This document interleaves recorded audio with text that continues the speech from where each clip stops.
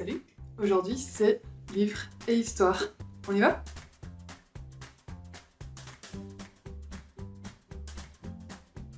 Et oui, comme je vous disais, donc aujourd'hui c'est livres et histoire, donc je vais vous parler de L'invention des ailes, écrit par Summon Kid et qui a été publié en 2015. Donc Summon Kid, mais il faut que j'articule un petit peu. Donc elle est née en 1948 en Géorgie, dans l'état de Géorgie aux États-Unis. Elle a publié son premier roman à 42 ans. Voilà, je crois qu'elle était journaliste avant. Donc le roman s'appelle Le secret des abeilles, qui connaît un très très grand succès aux États-Unis, à tel point qu'il y a même eu une adaptation cinématographique signée par Gina Prince Bythewood. Et le titre du film s'appelle Le secret de Lily Owens. Peut-être que vous l'avez vu, moi c'est pas mon cas. En tout cas, moi aujourd'hui je vais vous parler donc L'invention des ailes aux éditions 10-18. Voilà. Donc ça se passe en Caroline du Sud en 1803. Bon, je pense que historiquement vous voyez vers quoi je vais aller. Donc ça se passe en 1803 et en fait on suit l'histoire de deux jeunes filles, deux fillettes et puis après deux jeunes femmes. Donc l'une s'appelle Sarah Grimke, elle est la fille d'une grande famille de propriétaires de plantations en Caroline du Sud. Donc qui dit plantation dit esclavage.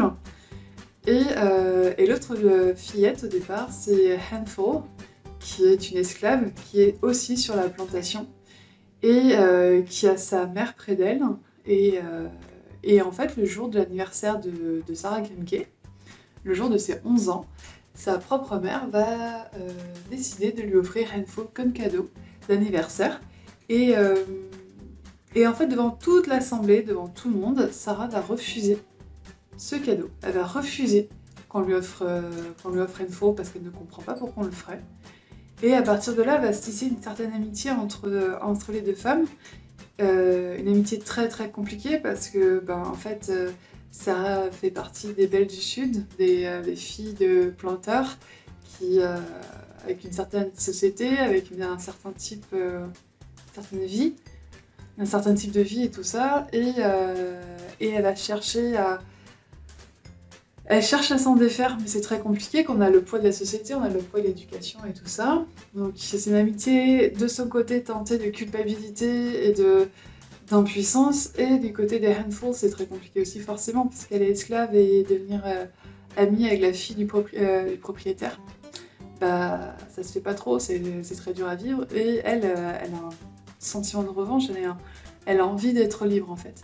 Donc tout le roman en fait se passe des deux points de vue, donc ça change par chapitre, on a des fois celui de Sarah, des fois celui de Handful, et c'est vraiment vraiment intéressant puisque du coup on a les deux points de vue.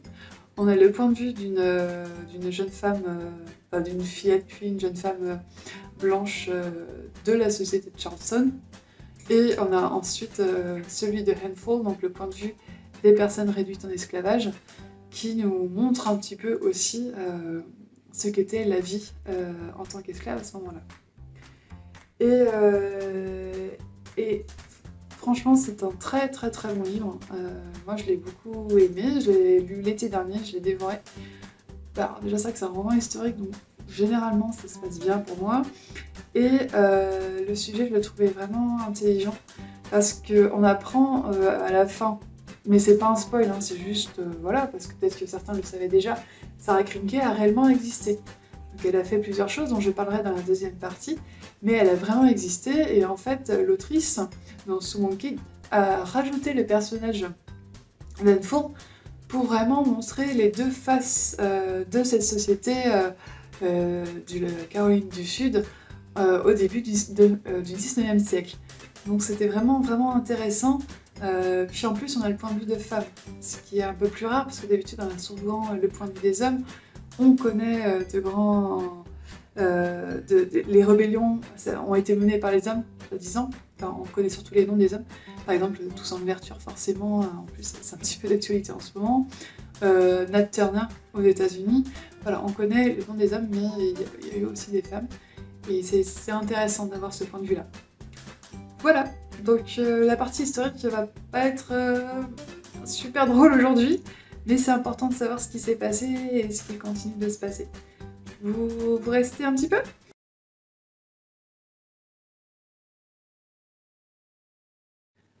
vous disais que le sujet est un petit peu d'actualité, c'est franchement le hasard des dates, hein, parce que j'avais pas forcément prévu de parler de l'esclavage cette semaine. Donc je rappelle qu'en France, le 10 mai, c'est la journée commémorative de l'abolition de l'esclavage qui a été mise en place par Christiane Taubira en 2001. Et donc c'est pour ça que vous avez dû voir pas mal de reportages cette semaine euh, sur ça. Et c'est important qu'on sache et c'est important qu'on se rappelle de ce qui s'est passé pendant des centaines d'années partout. Voilà, moi je parle des États-Unis parce que le roman se passe aux États-Unis. Mais voilà, il y a eu l'esclavage en France aussi, il y a eu en Europe, il y a eu en Afrique, il y en a eu aussi au Moyen-Orient, enfin voilà, il y a eu partout et c'est vraiment important qu'on se rappelle de ce qui s'est passé. Donc l'esclavage, c'est pas une notion nouvelle du tout, ça fait très très longtemps que ça existe, hein. Je pense qu'on parle de centaines d'années, mais on peut peut-être aller jusqu'au millénaire, hein, puisqu'il y a dans l'Antiquité aussi des esclaves, pardon. Et donc il y a eu la période du commerce triangulaire, c'est-à-dire le commerce entre l'Europe, l'Afrique et le Nouveau Monde. Donc je parle avant la naissance des États-Unis en tant que tels. C'est-à-dire que généralement les Européens donc, partaient des ports comme La Rochelle, comme Bordeaux, comme Nantes, allaient en Afrique, généralement en Afrique de l'Ouest, échanger des biens avec certains royaumes qui étaient là-bas. Euh, Ça pouvait être des biens de la verroterie, ça pouvait être aussi des armes, parce que s'ils armaient en fait certains royaumes, les habitants de ce royaume pouvaient faire la guerre à d'autres, et du coup, ils capturaient forcément des prisonniers de guerre, et généralement, les prisonniers de guerre en Afrique étaient considérés comme de futurs esclaves, et du coup, en fait, les Européens récupéraient donc en échange les futurs esclaves. Euh, oui, c'est déjà quand même sympa. Et donc beaucoup de royaumes, de grands royaumes, ont prospéré ainsi, notamment donc, sur la traite négrière de leur côté. Ensuite, les capitaines des navires généralement coupaient une oreille pour bien montrer qu'ils avaient acheté la dite personne. Ils les mettaient donc sur les bateaux, les bateaux négriers, qui étaient juste des horreurs. Enfin, je trouve encore que horreur, le mot est très très faible. Donc les personnes étaient dans les cales et ils étaient... Enfin, il y avait beaucoup de personnes en fait. Ils étaient stockés, parce que je crois qu'il n'y avait pas d'autre mot, dans les cales. Et la traversée se faisait donc de l'Afrique vers les Caraïbes ou vers carrément le Nouveau Monde.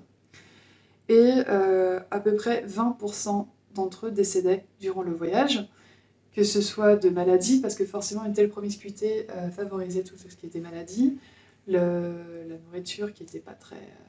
qui n'aidait pas à avoir une bonne santé non plus, le suicide, parce que certains essaient de se suicider soit en arrêtant de manger, soit en sautant par-dessus bord. Je vous avais dit que ça allait être compliqué, hein. Voilà, et puis des fois, enfin souvent, à chaque fois, la maltraitance sur les bateaux, donc les hommes ben, abusés sexuellement donc des femmes et des enfants qui étaient forcément aussi dans les cales du navire. Voilà, donc 20% d'entre eux décédaient durant le voyage. Souvent, les capitaines et les matelots faisaient sortir les esclaves sur le pont pour les faire danser jusqu'à épuisement pour qu'en fait ils gardent leur forme physique. Bah oui, parce qu'un esclave qui n'est pas en forme physique, il coûte moins cher. Enfin, ils peuvent le vendre, mais ils peuvent pas le vendre aussi cher qu'ils pourraient vouloir. Donc ils leur faisaient faire des exercices physiques pour les fatiguer et aussi pour que si quelqu'un est très fatigué, il ne va pas chercher à se rebeller. Du coup, pas de mutinerie. C'est pour ça aussi qu'ils faisaient ça. Ensuite, donc, ils arrivaient dans les Caraïbes ou au Nouveau Monde et ils arrivaient dans les plantations. Donc les propriétaires les achetaient au marché et ils étaient marqués comme le bétail en fait, avec le fer rouge. Et ils travaillaient dans les champs, soit de coton, soit de canne à sucre, soit de tabac généralement. Et en fait, les biens cultivés par les esclaves repartaient sur les mêmes navires pour aller en Europe, parce que l'Europe, il y avait une très forte demande de sucre, de cacao, de tabac et tout ça, de tout ce qui était produit en fait dans ces régions-là qui ne poussait pas en Europe. Donc vous voyez, ça fait donc Europe, Afrique, Afrique, continent américain, Europe. D'où le terme de commerce triangulaire. Alors, ça a continué forcément après l'établissement du pays en lui-même des États-Unis. Ça veut dire qu'en fait, il y avait des liens très forts quand même entre les États-Unis et l'Europe. Sauf que du coup, la marchandise valait plus cher puisqu'il y avait 3 douanes et tout ça, vu que c'était devenu un pays, ce n'était plus des colonies. Donc en fait, l'esclavage aux États-Unis, donc au départ il y en avait partout, c'était au nord et au sud, mais surtout dans le sud parce qu'en fait, cette région-là des États-Unis était essentiellement agricole. L'économie se reposait sur l'agriculture, donc il fallait, c'était leur justification, il fallait une main-d'œuvre pas chère, voire gratuite, donc forcément il fallait des esclaves. Les esclaves étaient achetés donc encore une fois au marché, les familles étaient généralement séparées, on mettait différents peuples ensemble aussi, et donc déjà là, niveau rébellion, c'est plus compliqué, on changeait leur nom. Ça a l'air de rien comme ça, mais on changeait leur nom, on les christianisait en fait, parce que comme ça enlève encore un petit peu d'identité de ces personnes-là qui donc déjà n'ont plus de liberté, sont considérés comme des moins que rien, ne sont pas considérés comme étant des êtres humains, et on leur retire leur nom en leur donnant un nom beaucoup plus chrétien. Et généralement, leur nom de famille, en fait, c'était le nom du propriétaire de la plantation. C'est pour ça, par exemple, petit aparté, on va un peu vers le futur, dans le XXe siècle, dans les années 60, il y a beaucoup de grandes personnalités, ou même des anonymes, je suppose, qui ont changé leur nom. Par exemple, Mohamed Ali, que vous connaissez bien, au départ s'appelait Cassius Clay. Et en fait, Cassius Clay, c'était le nom du propriétaire de ses ancêtres. Donc du coup, il voulait pas garder ce nom-là parce que c'était pas le sien. En fait, c'était celui du propriétaire je crois, de son grand-père. Et du coup, il a changé pour Mohamed Ali. Pareil pour Malcolm X, parce qu'au départ c'était Malcolm Little. Et lui aussi, il a changé parce qu'il estimait qu'il n'avait pas apporté le nom de famille du propriétaire de ses ancêtres. Et du coup, il a marqué X parce qu'il ne connaissait pas réellement son vrai nom de famille, celui qui était celui de sa famille en Afrique. Donc c'est pour ça qu'il y a un grand changement au niveau des noms. C'est pas que parce qu'ils se sont convertis à une autre religion, c'est vraiment pour avoir leur propre identité et ne pas avoir tout le passé derrière en fait. J'espère que je suis assez claire. Donc voilà. On revient à l'esclavage. Et les propriétaires d'esclaves avaient aussi une certaine habitude, c'est de créer une hiérarchie parmi les esclaves, c'est-à-dire que certains esclaves avaient plus de droits que les autres, soit en étant un peu les contrôleurs, ceux qui vont battre les autres esclaves, soit en montrant en fait que les esclaves qui travaillent dans les maisons ont une vie plus facile que ceux qui travaillent dans les champs, etc. Alors que c'était pas forcément vrai, mais ça me permettait en fait de diviser pour mieux régner. Dans le cas particulier de la Caroline du Sud, parce que c'est un peu ce qui nous intéresse puisque l'action se passe en Caroline du Sud, dans ce cas-là, l'esclavage, ça a été très très rapide, puisque en fait, c'est un des seuls États des États-Unis qui pouvait faire pousser du riz et de l'indigo. Du coup, en fait, ils achetaient des esclaves d'un pays très particulier en Afrique, ils les faisaient venir et ensuite ils les faisaient travailler dans ces États-là. Au début du 19e, en fait, si je ne me trompe pas, au niveau de la date, c'était 1808. Le commerce d'esclaves international était interdit aux États-Unis, sauf la Caroline du Sud qui n'a rien voulu entendre. Et en plus, en fait, ils ont réussi à se faire des sous sur cette loi-là, pardon. Parce que comme c'était des nouveaux esclaves qui arrivaient donc en Caroline du Sud, ils ont juste attendu que la loi passe et donc ils ont pu revendre des esclaves encore plus chers, puisque c'était interdit et vu que ça devenait rare. Bref, donc ça se passait comme ça. Et une journée type dans une plantation, ils se levaient généralement avant l'aurore. On les faisait sortir de leur minuscule... alors en anglais on dit cabin, et en français on pourrait dire baraquement. Baraquement avec une pièce où ils étaient plusieurs à dormir dedans. Ils sortaient et ils devaient travailler tout de suite dans les champs pour ramasser le coton. Ils avaient des quotas à atteindre, ils avaient une liste de tâches à faire. Donc ça c'était vraiment propre au Caroline du Sud. Une liste de tâches à faire, un certain quota à atteindre. Ça, vous le voyez normalement dans le film 12 Years a Slave. je ne sais pas si vous vous rappelez, c'est c'est la partie avec l'acteur Michael Fassbender, enfin le gars juste complètement taré là, et ben voilà, c'était ça. C'était, ils avaient un certain poids à récolter, un certain poids de coton ou de autres à récolter, et ils devaient atteindre forcément ce quota. Et donc ça se passait comme ça, et ils devaient travailler jusqu'à ce que la nuit se couche, enfin le soleil se couche, pardon, et que la nuit se lève. Et après, ils avaient encore d'autres choses à faire, comme nettoyer le coton, comme trier, comme autre chose en fait. Donc ils dormaient très très peu, ils mangeaient encore moins, et ils travaillaient énormément. Voilà, c'était super, hein. Toutefois, en fait, il y a quand même eu des gens qui ont essayé de se rebeller. Là, on va faire le lien avec le roman aussi. Il y a des gens qui ont essayé d'aider. Ce sont les Quakers. En français, ça fait les Quakers. Les Quakers. Je sais pas comment... Ouais, les Quakers. On va continuer comme ça. Alors, qu'est-ce que sont les Quakers? C'est un mouvement dissident de l'église anglicane, donc qui a été créé forcément en Angleterre, par George Fox, si je ne me trompe pas, je vais vérifier parce que j'ai peur de vous dire des bêtises. Non, George Fox. Ouh, j'ai une bonne mémoire en ce moment. Donc ce mouvement religieux a été fondé au XVIIe siècle, et en fait ce mouvement s'est étendu à toutes les colonies britanniques, et c'est assez particulier parce qu'en fait eux, ils font pas de prosélytisme, c'est plus... en fait, la religion, c'est quelque chose d'intime, c'est quelque chose d'inhérent à soi, et que du coup, on n'a pas à faire de prosélytisme, on n'a pas à dire aux gens ce qu'ils doivent croire ou non. Ce qui est plutôt novateur quand même. Les Quakers, donc, ont été les premiers, ou parmi les premiers, à dénoncer l'esclavage et son commerce, et aussi les premiers, et quasiment presque les seuls, à soutenir la cause abolitionniste, et à aider les esclaves en fuite.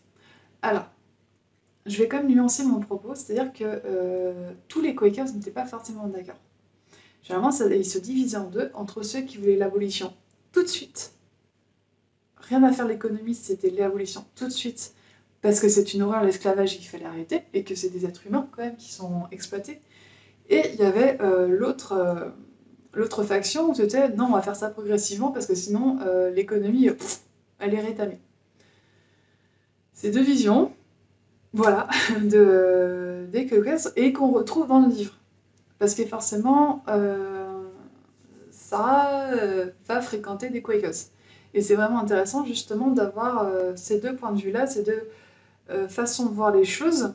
Et puis en plus, on découvre un petit peu leur vie aussi, parce qu'en fait, on ne connaît pas grand-chose des Quakers, je trouve. Et certains d'entre eux, des Quakers, ont été forcés de fuir là où ils habitaient, parce qu'ils ont été persécutés en fait par les autres, puisqu'ils osaient aider des esclaves. Il y avait leurs biens qui étaient détruits, il y avait leur maison qui était détruite, donc ils partaient plus vers l'ouest pour pouvoir vivre tranquillement. Et donc les Quakers aussi avaient, avec les abolitionnistes, construit the Underground Railroad, donc je crois que c'est le chemin de fer, clandestin. C'est en fait un immense réseau de maisons de sûreté, on appelait ça comme ça, et en fait les esclaves en fuite allaient d'une maison à une autre pour pouvoir rejoindre le Canada où ils étaient potentiellement libres. Donc c'était plutôt pas mal. Alors ensuite, la sécurité du réseau reposait sur l'anonymat, c'est-à-dire que on savait où les envoyer, mais on ne savait pas qui était là-bas pour pouvoir assurer l'anonymat et la pérennité du railroad. Et la plus célèbre, parce qu'il y a quand même une qui est la plus célèbre, c'est Harriet Tubman. Normalement, vous avez dû en entendre parler il y a quelques années, genre il y a 2-3 ans, parce que aux États-Unis, ils commencent à dire que ça serait bien d'enlever la figure de Jefferson sur les billets de je sais plus combien de dollars, et mettre Harriet Tubman à la place, parce que je rappelle que Jefferson, comme Washington, était propriétaire d'esclaves. Donc changer de figure historique, ça a été pas mal. Sauf que Trump a refusé le changement, donc on va voir si Biden le fait ou pas. Bien sûr, il y a des mouvements de rébellion de la part des esclaves. La plus célèbre, c'était celle de Nat Turner, qui a fait très très peur aux propriétaires d'esclaves parce qu'il s'est montré extrêmement violent envers les hommes, les femmes et les enfants propriétaires d'esclaves. Et du coup, ça a créé une espèce de panique partout en disant « Oh mon Dieu, vous avez vu ce qu'ils sont capables de faire ?» En même temps, vous avez vu ce que vous faites depuis des centaines d'années. Enfin, bref. Donc, c'est la fin de la parenthèse, de la partie histoire sur l'esclavage. J'ai essayé de faire ça un petit peu court, parce que je pense que voilà, cette semaine, vous avez beaucoup de choses, beaucoup de données qui vont arriver. Par exemple, il y a eu Secret d'Histoire sur Toussaint l'Ouverture. Alors, vous remarquerez que moi, je n'ai pas le ton si liéré que Stéphane Bern hein, quand je parle de l'esclavage. Désolée. Voilà, allez, un petit taquet en passant. Mais c'est vraiment intéressant et il faut vraiment s'en souvenir de ce qui s'est passé. Et en lisant des romans comme ça, même si c'est un roman et qu'il y a une grosse partie autobiographique, il faut se souvenir de ce qui s'est passé et il faut rien oublier. Continuer à avancer, mais rien oublier non plus. Voilà. Donc je vous conseille ce roman qui est vraiment très bien écrit, qui est super, qui est haletant aussi, je trouve. Il y a certains passages, voilà, on a envie d'en savoir plus. On partage la rage de Handful, on partage la culpabilité aussi de Sarah, forcément. Et ça remue beaucoup. Alors je vais faire un petit retour en arrière. Ça remue beaucoup hein, à ce niveau-là parce qu'on se rend compte que beaucoup d'atrocités ont été commises. Donc voilà, je vous conseille cette lecture-là. Elle est belle, elle est intéressante et je pense qu'elle est nécessaire. Donc bah, j'attends vos retours et puis je vous dis à bientôt pour une prochaine vidéo. Salut!